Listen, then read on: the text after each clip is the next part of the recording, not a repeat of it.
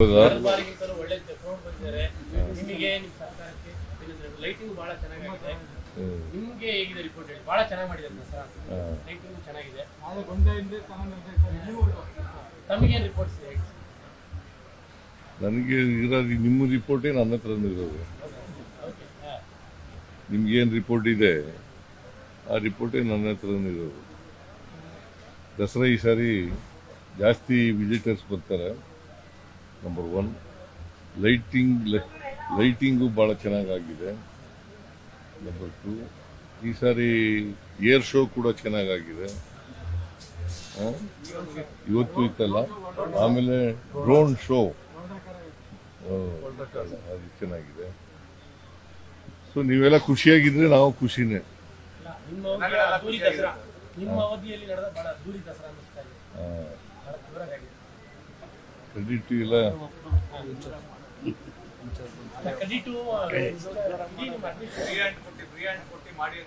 Free hand ಕೊಟ್ಬಿಟ್ಟಿದ್ದೀನಿ. ನಾ ಇಂಟರ್ಫಿಯರೇ ಆಗಿಲ್ಲ, ಯಾವಾಗಲೂ ಆಗಿಲ್ಲ. ಅಗತ್ಯ ಇರೋ ಬಡ್ಜೆಟ್ ಕೊಟ್ಟಿದ್ದಾರೆ.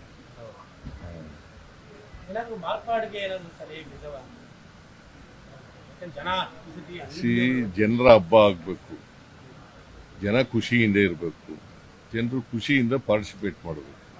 ಅದೇ ದಸರಾ. ಸಾಂಸ್ಕೃತಿಕ ಹಬ್ಬ ಇದು. ಇದರಿಂದ ಸಾಂಸ್ಕೃತಿಕ ಚಟುವಟಿಕೆಗಳು ಚೆನ್ನಾಗಿ ನಡೆಯಬೇಕು. ದಸರಾ ಪ್ರಾಧಿಕಾರ ಆಗಬೇಕು ಅನ್ನೋ ಒಂದು ಕೂಗಿದೆ. ದಸರಾ ಪ್ರಾಧಿಕಾರ ಮಾಡಿ ವರ್ಷ ಪೂರ್ತಿ ಅದಕ್ಕೊಂದು ಒಳ್ಳೆ ಪ್ಲಾನ್ ಆಗಬೇಕು. ಇಲ್ಲ, ಯಾವಾಗಲೂ ದಸರಾ ಪ್ರಾಧಿಕಾರ ನೋಡೋಣ, ಅದರಲ್ಲಿ ವಿಚಾರ ಮಾಡೋಣ. ದಸರಾ ಪ್ರಾಧಿಕಾರದ ಅಗತ್ಯ ಇಲ್ಲ ಅಂತ ನನಗನ್ಸುತ್ತೆ.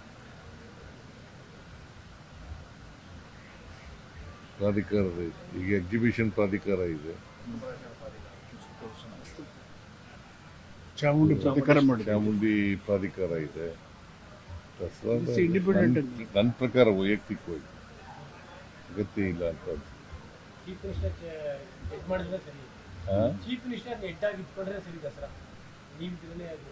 ನಾಡ ಹಬ್ಬ ಅಲ್ಲ, ನಾನು ನಾಮಕಾವಸ್ಥೆ ಅಧ್ಯಕ್ಷ, ಇವನು ವರ್ಕಿಂಗ್ ಪ್ರೆಸಿಡೆಂಟು. ಬಟ್ ಉದ್ಘಾಟಕ ವಿಚಾರದಲ್ಲಿ ಬಹಳ ಜವಾಬ್ದಾರಿ ತಗೊಂಡಿದೆ. ಅವ್ರ ಲೀಡರ್ಶಿಪ್ ಅಲ್ಲಿ ಬಹಳ ಜವಾಬ್ದಾರಿ ತಗೊಂಡು. ಯಾಕಂತಂದ್ರೆ ಬಿಜೆಪಿಯವರು ಥ್ರೆಟನ್ ಮಾಡಿಬಿಟ್ಟಿದ್ರಲ್ಲ, number 1. Number 2, ours is a secular state. ಕಾನ್ಸ್ಟಿಟ್ಯೂಷನ್ನಲ್ಲಿ ಅವಕಾಶ ಇರುವಾಗ ಕಾನ್ಸ್ಟಿಟ್ಯೂಷನ್ ಗೊತ್ತಿದ್ದವರು ಇಂಥ ಕೆಲಸ ಮಾಡೋದು. ಯಾರಿಗೆ ಕಾನ್ಸ್ಟಿಟ್ಯೂಷನ್ ಗೊತ್ತಿಲ್ವೋ ಅವರು ಈ ಥರದ ಕೆಲಸ ಎಲ್ಲ ಮಾಡೋದು. ಮತ್ತು ರಾಜಕೀಯವಾಗಿ ಮಾಡೋಕ್ಕೆ ಹೋಗ್ಬಾರ್ದು. ಯಾವಾಗಲೂ ರಾಜಕೀಯದಿಂದ ನಮಗೆ ಅನುಕೂಲ ಆಗ್ತದೆ, ಇದು ಮಾಡೋದ್ರಿಂದ ಅನುಕೂಲ ಆಗ್ತದೆ ಅಂತ ಆ ಥರ ಯೋಚನೆ ಮಾಡೋದು. ಬಟ್ ಫಸ್ಟ್ ಟೈಮ್ ಆ ಥರ ಒಂದು ವಿಚಾರದಲ್ಲಿ ವಿವಾದ ಆಗ್ತದೆ. No, because Constitution is very clear.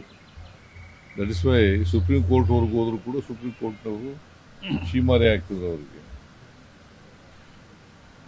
ಪ್ರತಿಕ್ರಿಯೆ ಆಗಿತ್ತು ಸರ್, ದಸರಾ ಉದ್ಘಾಟನೆ ಆದಮೇಲೆ ಬಂದಂತಹ ಪ್ರತಿಕ್ರಿಯೆಗಳು ಬೇರೆ ಬೇರೆ ಭಾಗಗಳಿಂದ ಯಾವ ರೀತಿ ಇತ್ತು? ಜನರು ಖುಷಿಯಾಗಿರೋದೇ ಪ್ರತಿಕ್ರಿಯೆ. ಜನ ದಸರಾ ಇರಿಸಿ ವರ್ಷಕ್ಕೊಂದ್ಸಾರಿ ನಡೆಯೋದು. ಮೈಸೂರಿನಲ್ಲಿ ಬಹಳ ಪ್ರಮುಖವಾದಂಥ ಹಬ್ಬ, ನಾಡ ಹಬ್ಬ ಇದು. ಸೊ ಜನರು ಮತ್ತು ಬೇರೆ ಜನ, ವ್ಯಾಪಾರಗಾರರು, ಸಾರ್ವಜನಿಕರು ಇವರೆಲ್ಲ ಖುಷಿ ಪಡೋದು ಇದರಿಂದ. ಒಂದು ವಾರ 10 ದಿನ ಇದರಿಂದ ಬಹಳ ಖುಷಿ ಪಡ್ತಾರೆ. ಇದ್ರ ಬಗ್ಗೆ ಸಾಕಷ್ಟು ವಿರೋಧ ಪಕ್ಷದವರು ಚರ್ಚೆ ಕಾರಣ ಮಾಡಿದಂಥದ್ದು. ಸಿಎಂ ಸಿದ್ದರಾಮಯ್ಯ ಅವರು ಪುಷ್ಪಾರ್ಚನೆ ಮಾಡೋದಿಲ್ಲ, ಭವಿಷ್ಯ ಹೇಳ್ತೀವಿ ಅಂತ ಎಲ್ಲರೂ ಹೇಳಿದ್ರು. ನಾಳೆ ಪುಷ್ಪಾರ್ಚನೆ ಮಾಡ್ತಾ ಇದ್ದೀವಿ ಮತ್ತೆ ಪಕ್ಷದವರಿಗೆ ಭವಿಷ್ಯ ಸುಳ್ಳಾಗ್ತದೆ. ಅವರು ಭವಿಷ್ಯಕಾರರಲ್ಲ, ಅದರಿಂದ ಭವಿಷ್ಯ ಹೇಳಕ್ ಬರಲ್ಲ ಅವರಿಗೆ. ಅದರಿಂದ ಅವರು ಹೇಳದ ಪ್ರಕಾರ ಯಾವುದೂ ನಡೆಯಲ್ಲ. ಯಾಕಂದ್ರೆ ವಸ್ತುಸ್ಥಿತಿ ಗೊತ್ತಿಲ್ಲ ಅವ್ರಿಗೆ. ನವೆಂಬರ್ ಶುರು ಮಾಡಿದ್ದಾರೆ.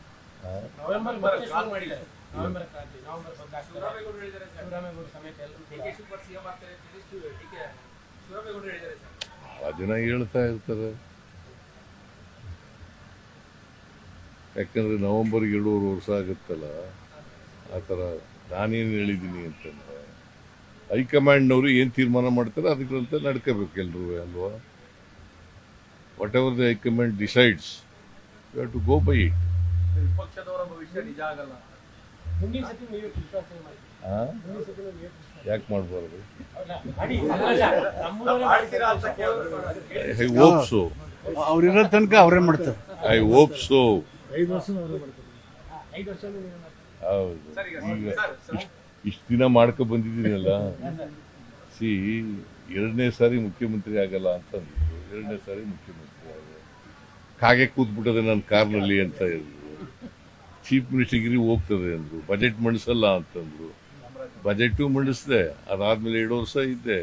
ಈಗ ಮತ್ತೆ ಚೀಫ್ ಮಿನಿಸ್ಟರ್ ಆಗಿ 2.5 ವರ್ಷ ಇದ್ದೀನಿ. ಮತ್ತೆ ಇನ್ನೂ 2 ವರ್ಷ ಇರ್ತೀರಿ. ಇನ್ನೂ 2.5 ವರ್ಷ ಇರ್ತೀನಿ. ಸಾಮಾನ್ಯ ಈಗ ಸರ್ಕಾರಿ ನೌಕರರಿಗೆ ಒಂದು DA ಕೊಡುವಂತದ್ದು ಪೆಂಡಿಂಗ್ ಇದೆ, ಅದು ಆಗಿಲ್ಲ ಅಂತ ಹೇಳಿದ್ರು. ದಸರಾ ಸಂದರ್ಭ ಯುಗಾದಿಗೊಂದ್ಸಲ ದಸರಾಗೊಂದ್ಸಲ ಆಗುತ್ತದೆ. ಸರ್ಕಾರಿ ನೌಕರರ DA ನಾನು ಮಾಡ್ತೀವಿ ನಾವು. ಪೆಂಡಿಂಗ್ ಇದೆ. ಕೇಂದ್ರ ಸರ್ಕಾರ ಮಾಡಿದ್ಮೇಲೆ ನಾವು ಮಾಡಲೇ ಮಾಡ್ತೀವಿ. ಮತ್ತೆ ಲೈಟಿಂಗ್ 10 ಗಂಟೆ 10 ಗಂಟೆ ಮೇಲೆ 10 ಗಂಟೆ ಮೇಲೆ